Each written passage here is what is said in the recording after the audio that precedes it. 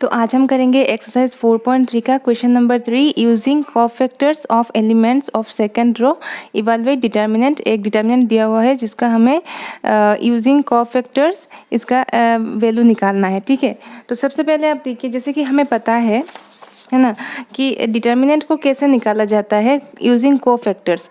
तो सपोज ये हम लोगों का एक थर्ड ऑर्डर डिटर्मिनेंट है, जैसे कि A11, A12, A13, A21, A22, A23, A31, A32, A33। ठीक है, तो इसको अगर डिटर्मिनेंट हमें निकालना है तो इसका वैल्यू क्या होता है? इसका वैल्यू ये होता है अगर सेकेंड रो में हो, ठीक है, तो उस एलिमेंट को लिखो A21, ठीक है, और इसका कोफैक्टर A21, ठीक है, plus A22 into capital A22 plus A23 into A23। तो ये मैंने पहले समझा के दिया था कि किसी भी डिटर्मिनेंट को निकालने के लिए आप किसी भी रो या फिर किसी भी कॉलम को ले सकते हैं, उनका एलिमेंट्स एंड उसके कॉरस्पॉन्डिंग कोफैक्टर के साथ अगर आप इसको मल्टीप्लाई करके सम कर दो तो आपको डिटर्मिनेंट निकल जाएगा।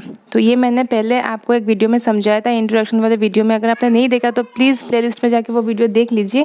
मैंने इंट्रोडक्शन वाले वीडियो में ये समझाया था जैसे कि ऐसे हम लोग उसका डिटर्मिनेंट निकालते हैं। अगर हमने फर्स्ट रो लिया होता या सपोज यहाँ पे फर्स्ट रो लिया होता तो क्या होता, तो वो होता A11 capital A11 plus A12 into capital A12 plus A13 into capital A13, और दोनों वैल्यू सेम ही आएगा। ये भी डिटर्मिनेंट जो आएगा ये भी डिटर्मिनेंट सेम ही आएगा। तो यही है हम लोगों का मेन कॉन्सेप्ट। अभी इसको यूज़ करके हम इस वाले प्रॉब्लम को सॉल्व करते हैं। चलिए, तो सबसे पहले देखिए कि यहाँ पे जो दिया हुआ है तो बोला है हमें कि हमें क्या करना है, या इसका सेकेंड रो को यूज़ करना है, इस वाले रो को यूज़ करना है, सेकेंड रो को।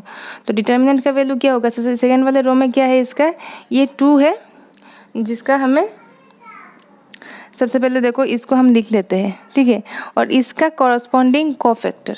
तो इसका कॉरस्पॉन्डिंग कोफैक्टर क्या होगा? कोफैक्टर क्या होता है? -1 टू द पावर, इस जिस रो में है, ये कौन से वाले रो में है? Second row and first column, तो +1 हो गया, इनटू माइनर ऑफ क्या?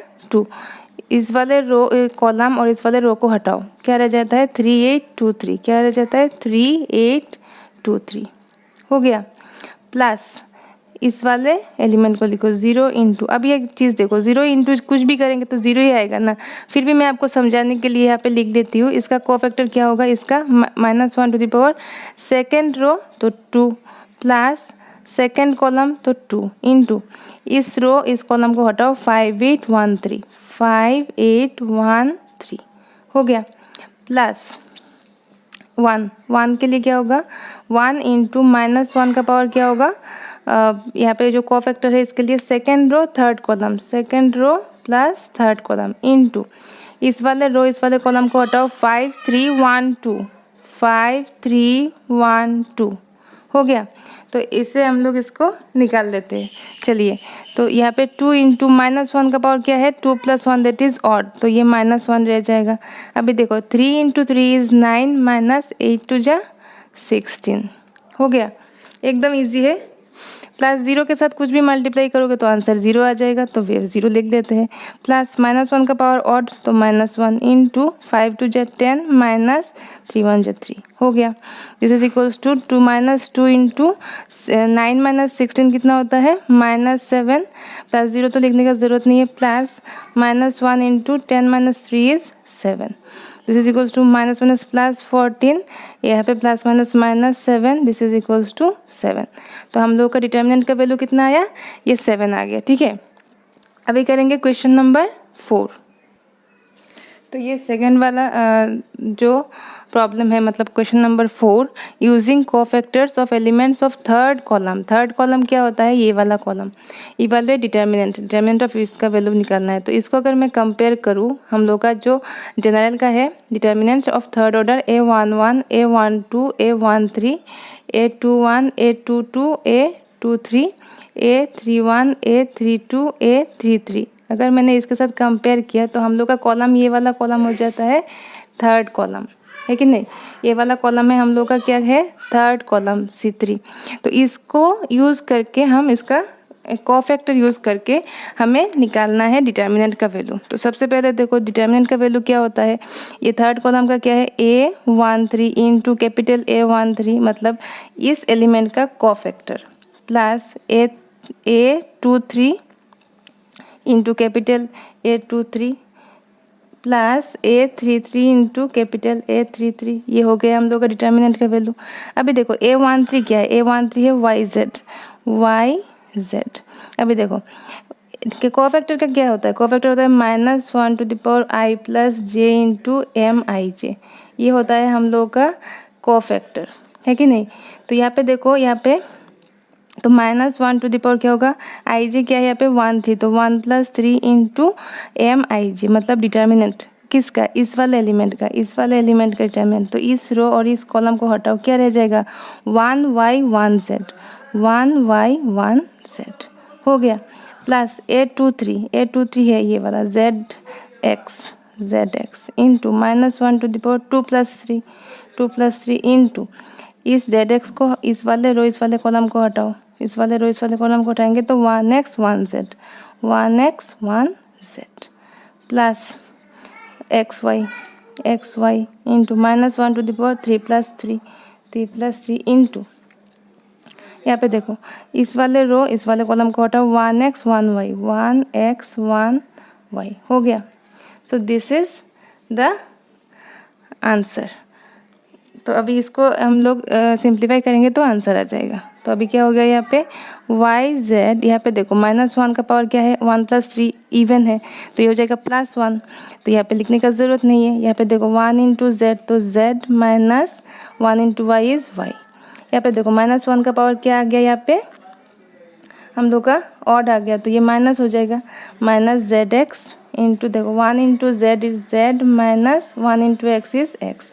-1 का पावर इवन, तो ये प्लस हो जाएगा plus XY into 1 into Y is Y minus X हो गया। एकदम सिंपल है। अभी मल्टीप्लाई कर दो, Y इंटू Z क्या होगा Y into Z square minus Y into Z into Y square Z। यहाँ पे देखो माइनस Z स्क्वायर X, ठीक है, माइनस प्लस ZX स्क्वायर। यहाँ पे देखो प्लस X क्या हो गया Y square minus X square Y, ठीक है। तो अभी हम इसको सिंप्लीफाई कर लेते हैं। चलिए देखिए यहाँ पे क्या है, यहाँ पे Z स्क्वायर है, यहाँ पर भी Z स्क्वायर है, ठीक है। तो ये जो Z स्क्वायर है यहाँ पे Z स्क्वायर है, तो मैं माइनस Z स्क्वायर को कॉमन ले लेती हूँ, तो क्या हो जाएगा यहाँ पे रह जाएगा X और ये माइनस Y। अभी देखो माइनस ZX स्क्वायर ये वाला और ये वाला टर्म को लिया ना, माइनस प्लस YZ स्क्वायर, तो X माइनस वाई हम लोग का आ गया। कभी कभी ऐसा होता है कि हमें फॉर्मूला याद नहीं रहता, तो हम ऐसे भी इसको सिंप्लीफाई कर सकते हैं। फिर आप देखिए यहाँ पे इन दोनों टर्म को हमने ले लिया।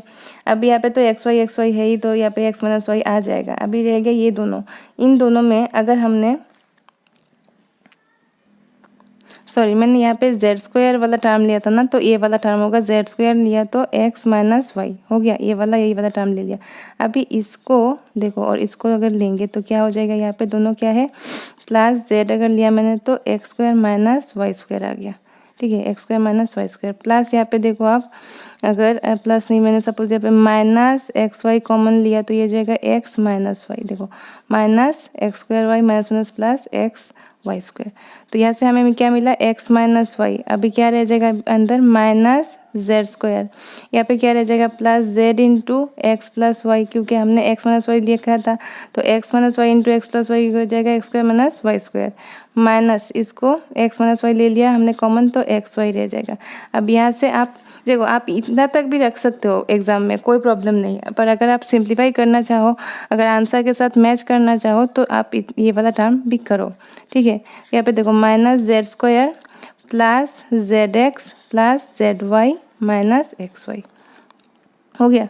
अभी यहाँ पे देखो X माइनस वाई इंटू क्या रह जाएगा, यहाँ पे अगर हमें Y माइनस Z सपोज, ठीक है, Y माइनस Z निकालना है, तो ये वाला टर्म और ये वाला टर्म में देखो क्या है Z अगर मैंने कॉमन ले लिया तो हो जाएगा Y माइनस Z। ये देखो Y माइनस Z, यहाँ पे क्या कॉमन लेगा X, तो ये हो जाएगा माइनस X अगर मैंने कॉमन लिया तो क्या हो जाएगा Y माइनस Z, ठीक है। This is equals to X minus y into y minus Z अगर मैंने यहाँ पे कॉमन ले लिया तो क्या रह जाएगा अंदर y माइनस जेड तो z माइनस एक्स, एकदम ईजी है। x minus y into y minus z into z minus x, this is the answer. तो ये हम लोगों ने कर लिया यहाँ पे क्वेश्चन नंबर 4, जिसका आंसर ये आया है। तो अभी करेंगे क्वेश्चन नंबर 5। तो अभी आप देख सकते हैं हम करेंगे एक्सरसाइज 4.3 का क्वेश्चन नंबर 5 दिया है। इफ़ एक डिटर्मिनेंट दिया हुआ है and a i j is cofactor of small a i j and then the value of delta is given by. तो यहाँ पे जो बोला है कि डिटर्मिनेंट का वैल्यू क्या होगा, तो ये हमें पहले से ही पता है। पहले मैंने इंट्रोडक्शन वीडियो में आपको बोला था कि जब भी डिटर्मिनेंट को आप ऐसे कोफैक्टर में आप इसको मतलब निकालना होता है, कोफैक्टर के टर्म में आपको अगर उसको लिखना होता है तो हम कैसे लिखते हैं, तो वो होता है जिस भी रो या फिर जिस भी कॉलम को आप लेते हो ना, उसके कॉरस्पॉन्डिंग कोफैक्टर को लेना है। जैसे कि यहाँ पे A11 हुआ है तो इसके साथ कैपिटल A11 ही होना चाहिए, इसका ही कोफैक्टर होना चाहिए। तो यहाँ पे है नहीं तो ये तो होगा नहीं। इसमें देखो A11 है, कैपिटल A11 है, ये तो ठीक है। पर A12 है, ये A21 हो गया, तो ये तो अलग हो गया है कि नहीं, तो ये वाला भी नहीं होगा। अभी अब देखो इसमें जो है थर्ड वाला देखते हैं, ये वाला भी नहीं हो रहा। A21 है, A11 है, ये भी तो नहीं होगा, क्योंकि A21 होगा तो कैपिटल A21 भी होगा, उसका कोरस्पॉन्डिंग कोफैक्टर होना चाहिए, ये भी नहीं होगा। A11 capital A11, A21 capital A21, A31 capital A31, तो इसका आंसर डी होना ही पड़ेगा। यही है आंसर, क्योंकि जिस भी रो को लेंगे उसके कोरस्पॉन्डिंग कोफैक्टर को लेना है। जैसे कि इस वाले फर्स्ट रो को लिया है A11 A21 A31, सॉरी ये A11 A21 A31 है, इसका फर्स्ट कॉलम का लिया है, ये वाला कॉलम का लिया है फर्स्ट कॉलम। तो फर्स्ट कॉलम को लिया है तो इसमें A11 है तो इसके कोरस्पॉन्डिंग कोफैक्टर A11, A21 है तो इसका कोरस्पॉन्डिंग कोफैक्टर A21, A31 है इसका कोरस्पॉन्डिंग कोफैक्टर A31। तो हमेशा याद रखना ये वाला ही देता है डिटर्मिनेंट का वैल्यू, और ये सब ज़ीरो हो जाता है, ये सब वैल्यू ज़ीरो हो जाता है। अगर किसी एलिमेंट को उसके कोरस्पॉन्डिंग कोफैक्टर से मल्टीप्लाई नहीं किया तो इसका वैल्यू क्या होता है, ज़ीरो होता है। और कोफैक्टर का जब भी मल्टीप्लाई होता है उसी एलिमेंट के साथ और फिर हम सम करते हैं तो इसका वैल्यू डिटर्मिनेंट का वैल्यू होता है। ठीक है, थैंक यू सो मच। और अगर आपने वीडियो को लाइक शेयर एंड सब्सक्राइब नहीं किया तो प्लीज़ सब्सक्राइब कर दीजिए। नेक्स्ट वीडियो में मिलते हैं। नेक्स्ट वीडियो में हम डिस्कस करेंगे adjoint and inverse by matrix. उसके लिए मैं एक इंट्रोडक्शन वीडियो अपलोड करूँगी, फिर हम एक्सरसाइज स्टार्ट करेंगे, एक्सरसाइज 4.4। तो उसके तब तक के लिए थैंक यू।